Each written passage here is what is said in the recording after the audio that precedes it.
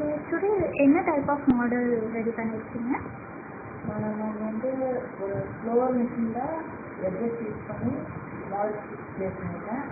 இது வந்து அக்ரிகல்ச்சர் ஏரியாஸில் வந்து சாயிலை வந்து இரிகேட் பண்ணுறதுக்கு ரெடி பண்ணுறதுக்காக யூஸ் பண்ணுறது.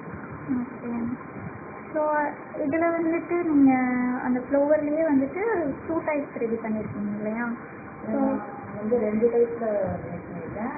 ஒன்று வந்து ஷார்ப்பாக டீப்பாக கட் பண்ணுறது, இன்னொன்று வந்து பிளண்ட்டாக இருக்கும். இருந்தாலும் வந்து இது வந்து ஸ்லிப்பாக இதுக்கு தான் யூஸ் பண்ணுறேன்.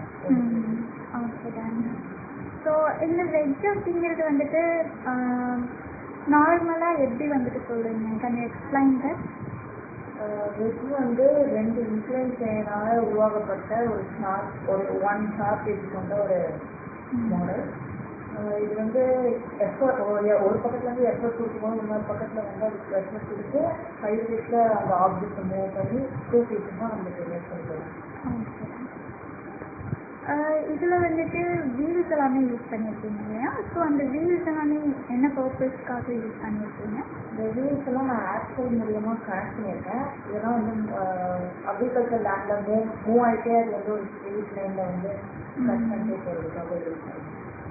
ஆக்சல் வந்து ஈஸியாக நம்மளுக்கு வந்து மூவ்மெண்ட் கொடுக்கறதுக்கு மோட்டராலையும் இதை பண்ண முடியும். ஆனால் நான் இந்த மாடலுக்கு ஆக்சல் யூஸ் பண்ணுறது. தேங்க்யூ. உங்களுடைய மாடல்ஸ் மட்டும்